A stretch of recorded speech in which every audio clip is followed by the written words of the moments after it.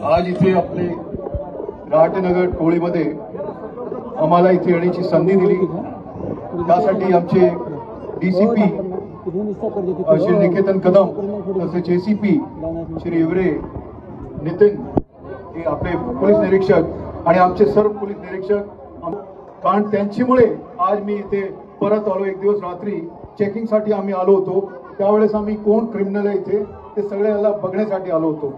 परंतु आज जे संधी आम्हाला मिळालेली आहे ते एक बदलाव आहे, त्यासाठी मी तुमच्या सगळ्यांचा खूप खूप धन्यवाद करतो।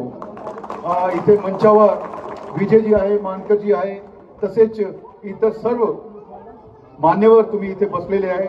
परंतु जे मानकरजी बोलले की इथे शिक्षणाबद्दल असो किंवा जे व्यसन आहे त्याच्याबद्दल ते बोलले, तर हे दोन्ही जे गोष्टी आहे फार महत्वपूर्ण आहे की तुम्ही स्वतःला कसे कंडक्ट करतात, कसे तुम्ही पुढे जातात।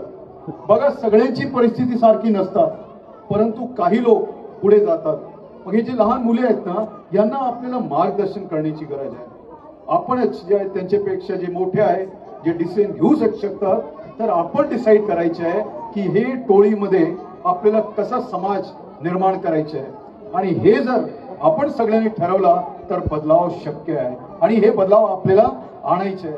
बघा, पोलीस येणार जाणार, आमचे सारखे जे सीपी आहे येणार जाणार, सगळे आमचे जे अधिकारी आहे ते येणे जाणे करतील, परंतु शेवटी तुम्हाला इथे डिसाईड करायचे आहे की तुम्हाला कसे इथे राहायचे आहे।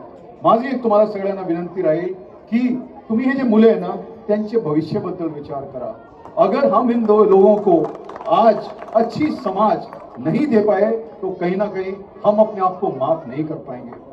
तो ये जो चीज है, इस चीज को आप दिमाग में सगळ्यांशी, और जो भी यहाँ पे है, मैं आप लोगों को बताना चाहता हूं कि मैं पुलिस में क्यों आया।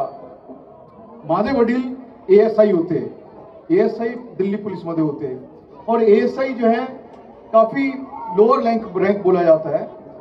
मेरे फादर थे, मेरा जन्म भी पुलिस लाइन में हुआ था और बहुत छोटा घर था हमारा। आप यहाँ देखेंगे पुलिस लाइन के, तो वैसे ही क्वार्टर में हम लोग रहते थे, और मेरी 6 बहनें हैं, मैं अकेला भाई हूँ। मैं हमेशा बताता हूँ ये सबको, कोई लोग बोलते हैं और छोटा घर था हमारा, मेरी 6 बहनें थी, मैं अकेला था, और हम सब लोगों को बड़ा करने में मेरे माँ बाप का बहुत बड़ा रोल है।